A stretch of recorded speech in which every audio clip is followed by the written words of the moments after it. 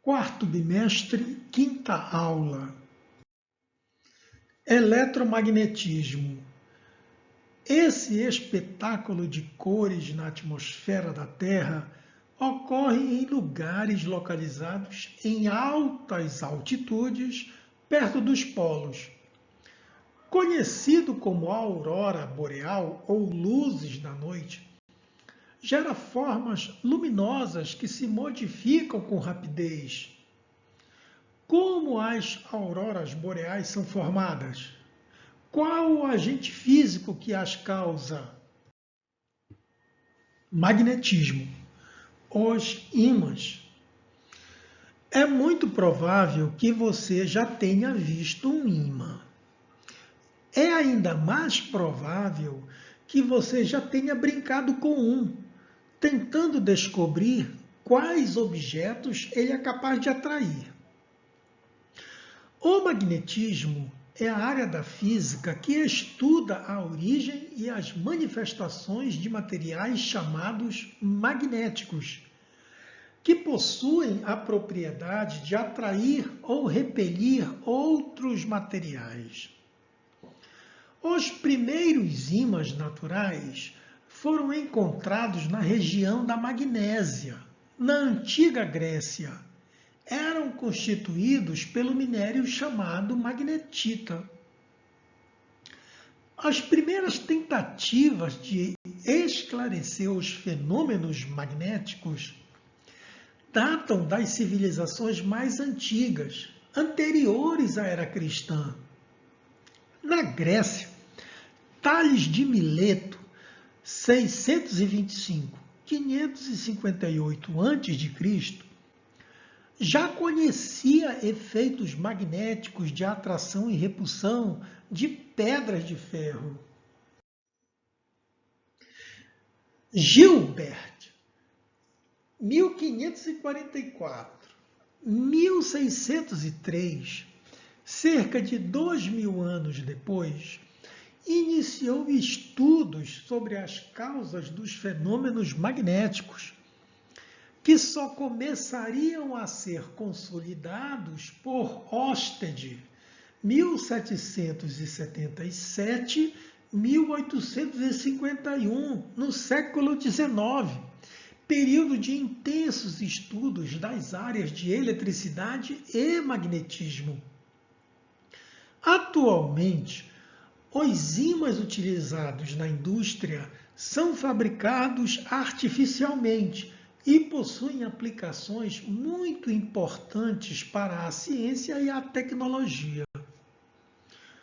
Como veremos nesta unidade, os fenômenos magnéticos e elétricos têm a mesma origem, isto é, estão ligados ao movimento dos elétrons.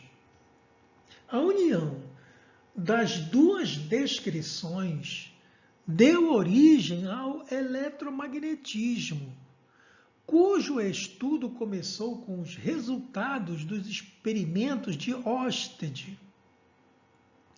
Tais experimentos provocaram grandes mudanças em alguns conceitos da física, visto que anteriormente a eletricidade e o magnetismo não eram considerados aspectos de um mesmo fenômeno.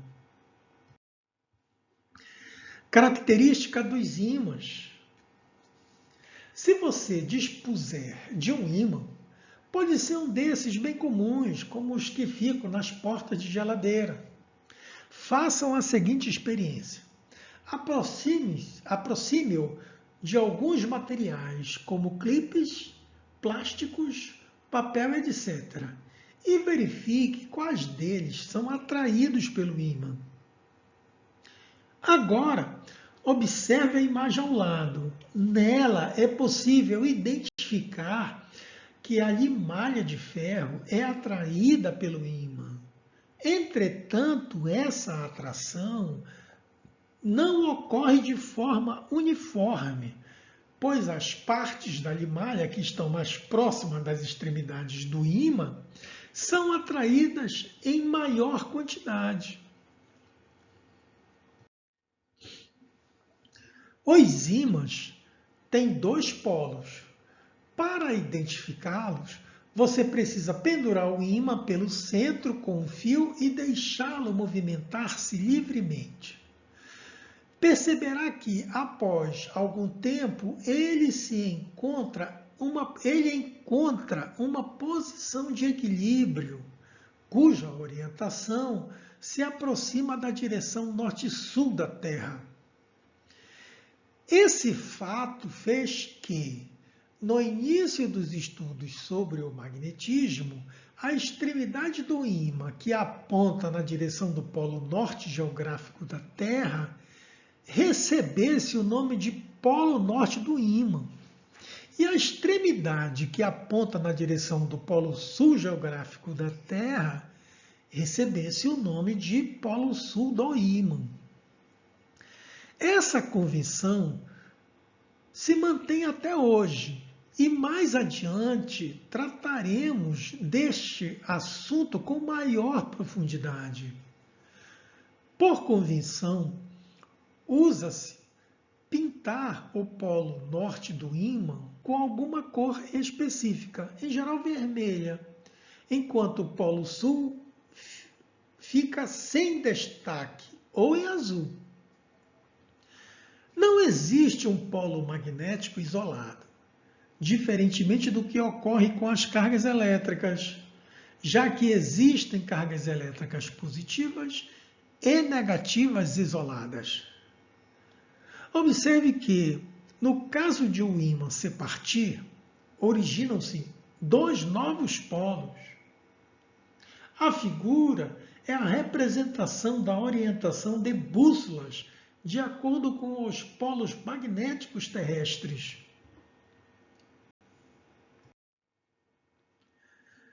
As forças de interação entre os polos de dois ímãs podem ser constatadas quando aproximamos um do outro. Essas forças podem ser de atração ou repulsão, dependendo dos polos que interagem.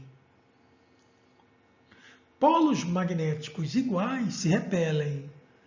Polos magnéticos diferentes se atraem. Por essa propriedade e pelo fato de a Terra ser vista como um grande ímã, e assim apresentar polos magnéticos, podemos explicar o fato de um ímã ou de uma agulha magnética, bússola, serem atraídos pelos polos terrestres. Processos de imantação. Vimos que a magnetita é um minério com propriedades magnéticas, considerado um ímã natural. É possível também produzir um ímã artificialmente, isto é, transformar um corpo neutro sem propriedade magnética em um ímã. Esse processo recebe o nome de imantação ou magnetização. Em geral, corpos feitos de ferro ou ligas de ferro podem ser imantados mais facilmente que corpos de outros materiais. Os materiais que, após serem imantados, mantêm as propriedades magnéticas por um longo tempo, são chamados ímãs permanentes. Podemos imantar um corpo das seguintes maneiras. Indução magnética. Um corpo neutro imanta-se quando próximo ou em contato com um ímã. Atrito. Um corpo neutro imanta-se ao ser atritado com um ímã, com movimento sempre no mesmo sentido. Corrente elétrica. Um corpo neutro enrolado por um fio condutor percorrido por uma corrente elétrica torna-se um ímã enquanto existir a corrente elétrica. Campo magnético. Vamos considerar inicialmente um corpo eletrizado. Por estar eletrizado, o campo elétrico está associado a esse corpo e esse campo elétrico pode ser comprovado devido à ação da força elétrica que age numa pequena carga de prova colocada na região que contém esse campo.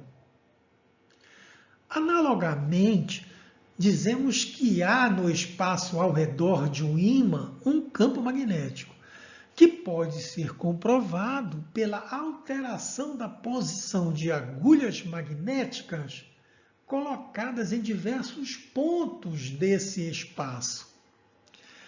As agulhas se orientam em direções específicas e indicam que sobre elas age algum tipo de força. De fato, a força magnética é mediada pelo campo magnético. Entretanto, apesar das analogias, existem diferenças entre o campo elétrico e o campo magnético. Ao contrário das cargas elétricas que existem isoladas e geram campos diferentes para cargas positivas e negativas, o campo magnético é formado em par com o polo sul e polo norte magnético juntos. O agente físico, fonte do campo magnético, também é a carga elétrica. Porém, nesse caso, é preciso que ela esteja em movimento. Isso significa que partículas carregadas em movimento, além de serem fonte de campo elétrico, são fontes de campo magnético. Veremos ainda neste capítulo mais detalhes sobre as fontes de campo magnético.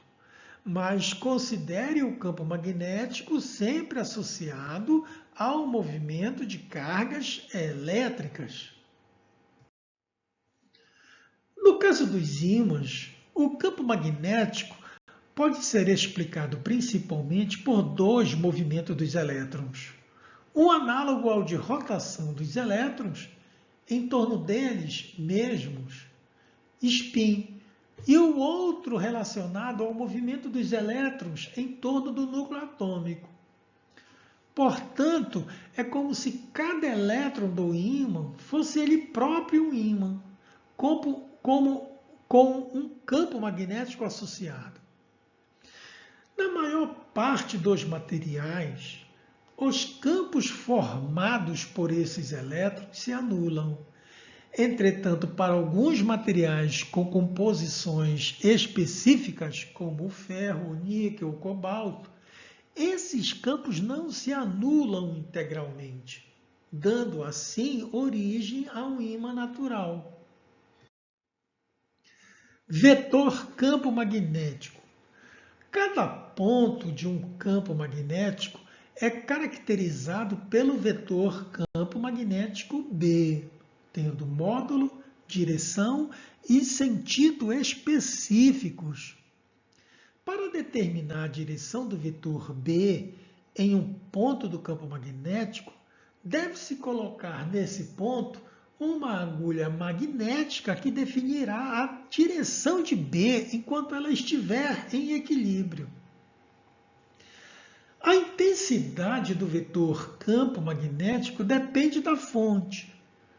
Mas no sistema internacional, a unidade de medida é o Tesla, representado pelo símbolo T, nome dado em homenagem a Nikola Tesla, 1856 a 1943. Na figura direita, o sentido do campo magnético B é indicado pelo polo norte da agulha magnética. Isso ocorre porque as agulhas tendem a se manter alinhadas com o campo magnético da região em que estão. Linhas de campo. Para o campo magnético, também podemos traçar as linhas de campo, isto é, linhas que tangenciam o vetor B em cada ponto desse campo. A orientação dessas linhas segue a do vetor campo magnético. Acompanhe o desenvolvimento a seguir para a construção das linhas de campo em um ímã de barra colocado na horizontal. Na figura 1, colocamos diversas bússolas ao redor do ímã. Observe como as agulhas são orientadas conforme a interação delas com o campo magnético do ímã. Na figura 2, ilustramos o vetor campo magnético B em alguns pontos e traçamos as linhas de campo tangentes a eles. Na figura 3, representamos as linhas de campo com a devida orientação. E na figura 4, temos uma fotografia de um ímã embaixo de uma folha de papel, sobre a qual pequenos pedaços de ferro e malha foram espalhados. Eles funcionam como pequenas agulhas magnéticas e alinham-se na direção das linhas de campo.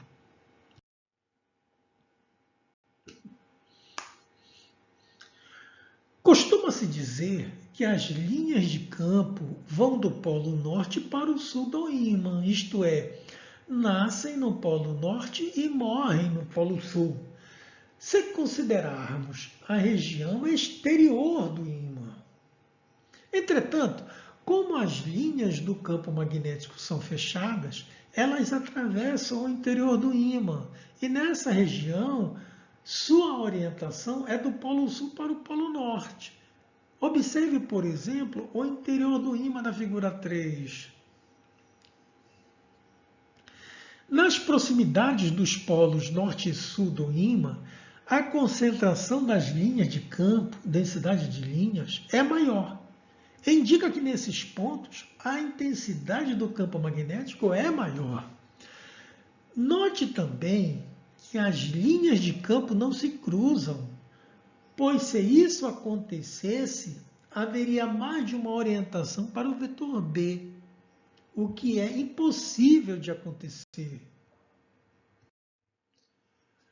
Pense além. O atrito pode eletrizar e também imantar um objeto. Durante uma atividade escolar, 2 estudantes fazem a exposição de 2 experimentos separadamente. Um dos estudantes está preocupado em demonstrar a eletrização por atrito. Para isso, inicialmente ele esfrega um pente no pano de lã, sem se preocupar com o sentido dos movimentos. Enquanto isso, outro estudante pretende magnetizar uma agulha para fazer a montagem de uma pequena bússola. Inicia a demonstração esfregando um ímã várias vezes numa agulha, mantendo sempre o mesmo sentido do movimento.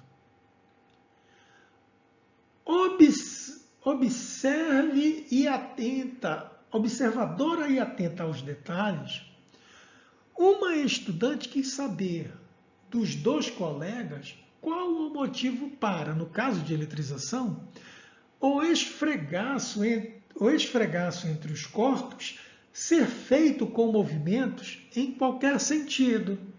E no caso da magnetização, o atrito ser realizado apenas com movimentos em um sentido. Você sabia? A agulha magnética e a compreensão do eletromagnetismo. O livro publicado pelo médico William Gilbert, 1544-1603, em 1600, The Magnet, continha um relato de estudos sobre os fenômenos magnéticos e expôs diversas conclusões interessantes.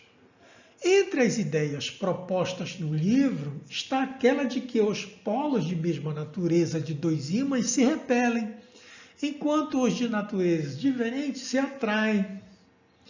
Outra ideia apresentada por ele se referia à capacidade dos ímãs de atraírem metais à distância. Segundo Gilbert, a ação à distância devia-se ao fato de que os ímãs emitirem correntes invisíveis e fechadas, conhecidas na época como eflúvios. Essas correntes seriam responsáveis pelo arrastamento dos metais na direção do ímã. Embora tenha sido inovadora, tal ideia foi posteriormente modificada. Nessa obra, ele ainda apresenta a ideia de a Terra ser considerada um grande ímã que orientava as agulhas das bússolas. Segundo recentes pesquisas, o motivo principal da existência do campo magnético terrestre seria a movimentação de cargas elétricas no núcleo central da Terra, onde a maior incidência é de ferro e níquel fundidos. Esse campo magnético também tem influência de minerais magnéticos presentes na crosta terrestre e da movimentação de cargas elétricas na atmosfera. As tentativas de relacionar a eletricidade e o magnetismo não se esgotaram. O físico dinamarquês Hans Christian Ørsted enveredou por outro caminho. Em 1820, demonstrou que uma corrente elétrica, ao passar por um fio condutor, provoca o desvio, deflexão de uma agulha imantada que estivesse próxima a ele. Porém, a força que agia sobre a agulha era perpendicular ao fio condutor e não paralela, como sugerido anteriormente. Os estudos de Ørsted provocaram questionamentos interessantes, pois as forças conhecidas até aquele movimento, principalmente a gravitacional, a elétrica e a força magnética dos ímãs, tinham uma ação que seguia uma reta imaginária traçada entre os corpos. Tal condição não se verificou nos resultados experimentais de Ørsted, no caso dos fios condutores. Exercícios resolvidos. Exercício de número 1. O campo magnético de uma região do espaço tem o sentido indicado pela seta representada ao lado. Uma bússola colocada nessa região se posicionará A, B, C, D ou E. Resolução. Uma bússola colocada próxima ao campo magnético terá sua agulha alinhada com o vetor campo magnético, de modo que o polo norte da bússola siga o sentido do vetor campo magnético naquele ponto. Logo, a posição correta da bússola é dada na alternativa A.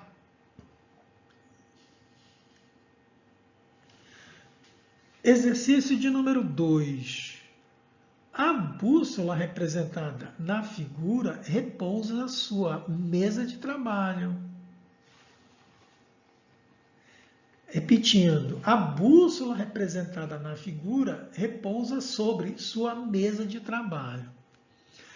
O retângulo tracejado representa a posição em que você vai colocar o ímã, com os polos respectivos nas posições indicadas.